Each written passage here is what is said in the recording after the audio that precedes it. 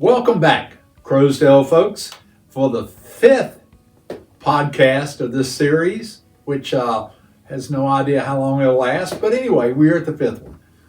We have today our special guest from down the hall, Warren Spaeth, and he's going to help us, and we're going to talk about what all he's done. So, Warren, why don't you talk about the history of you? Where'd you come from? Where'd you go? All that. I'm almost 80 years old, That's going to be That's tremendous amount of time.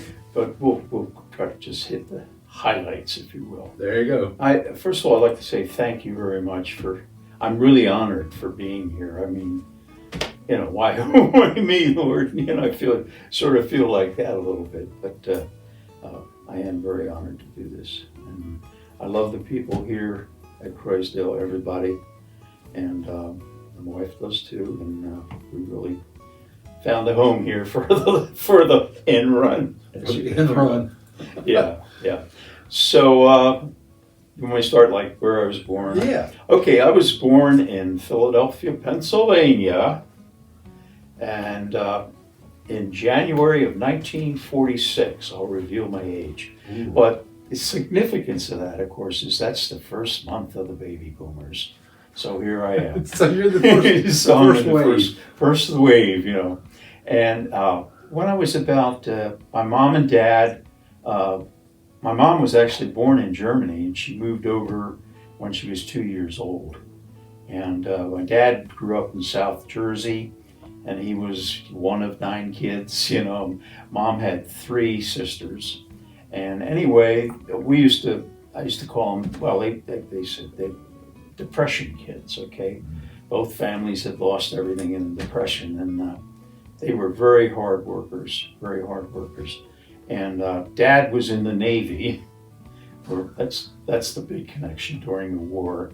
And he was on the boats that used to go into the beach to get the troops in there in the Pacific. So he hit every beach. He never really wanted to talk about it, though, because he had lost a lot of friends in that effort. And but still, for some reason, I really got interested in that.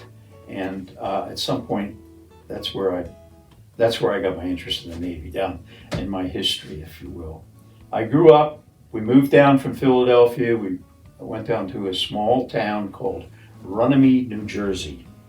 My dad used to call it Runny Nose. Runny Nose, New Jersey.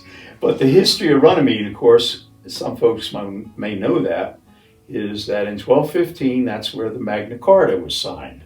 But it was in England.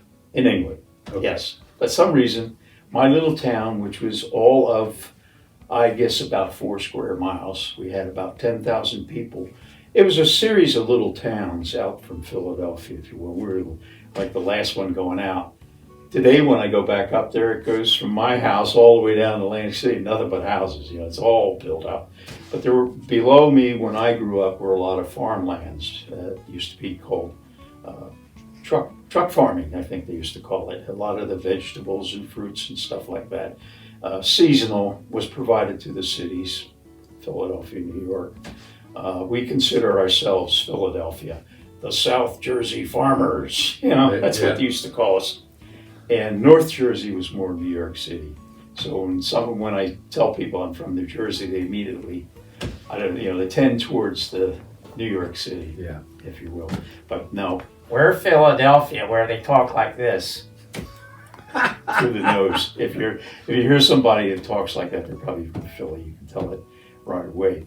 So anyway, grew up in Runnymede. We had 2 elementary schools, 1 junior high, and what they called a regional high school, where there was 1 other town and 1 township that sent kids to then the lone high school. Subsequently, when I go back up there, there's like 5 high schools now. That's how much the population has increased in that area. My high school, Dad was an athlete, so I just gravitated sort of towards that. Mom was a student, so she helped me out quite a bit as I was growing up. And we, in high school especially, I really had a really great educational exposure. We were a brand new high school. baby boomers coming in. And so we had a lot of good teachers. I guess they just gravitated to that new school. And as a result of that, I was called sort of a student athlete. You've heard that term. Yeah.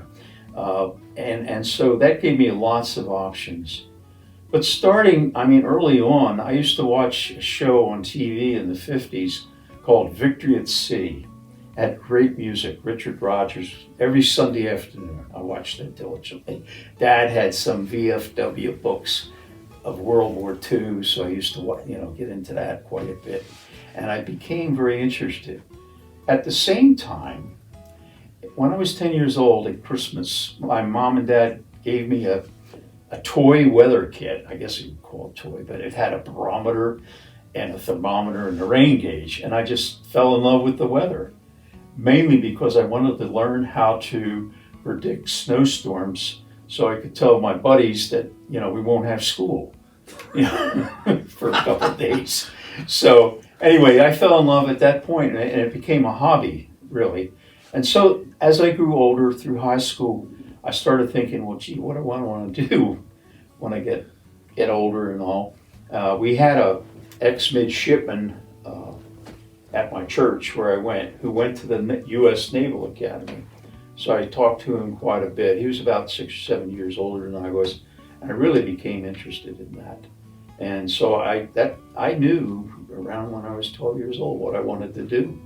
And because a lot of people say, oh, come on, we don't know what we want to do until we're 17. No, I knew what I wanted to do. I wanted to be in the Navy, and I wanted to be, at that time, a hurricane forecaster, okay?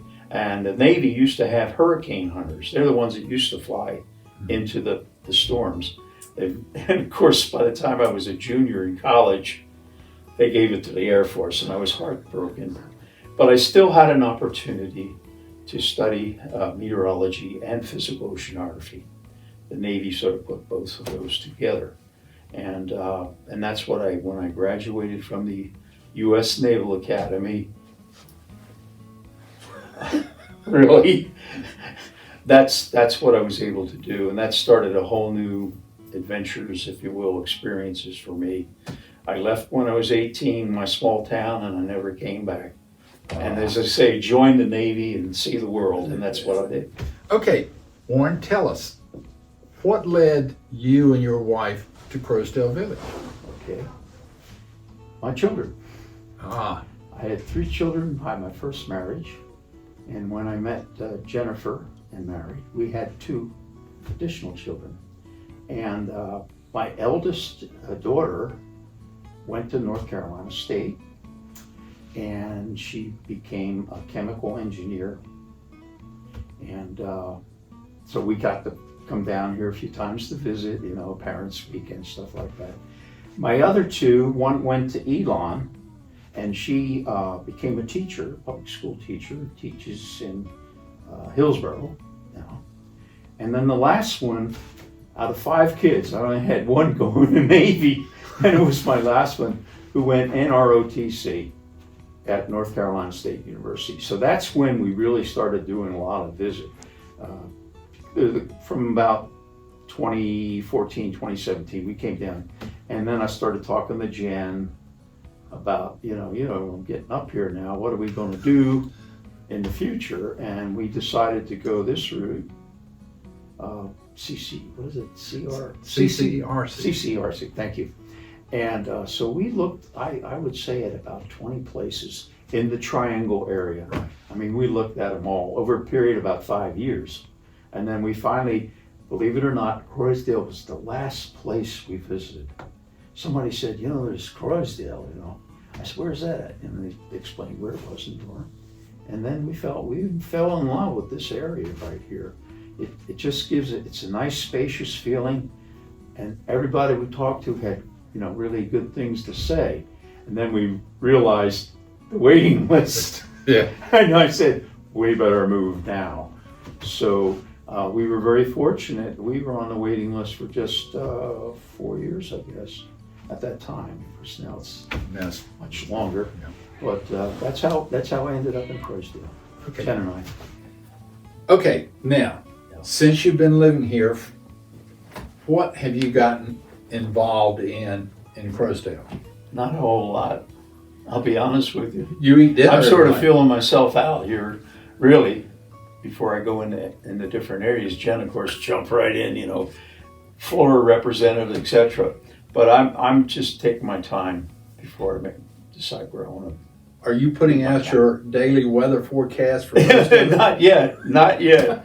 I'm still trying. I have some weather instruments that I'm still trying to figure out. I sent James at one time a nice big handout and a diagram and explained that this is no wires, it's totally solar, but the interesting thing is that you can get it on the computer, you know, wireless, get it on the internet, and it feeds into the National Weather Service, if that's still around, and also to the Weather Channel, and you can feed it in possibly to our own Croasdaile.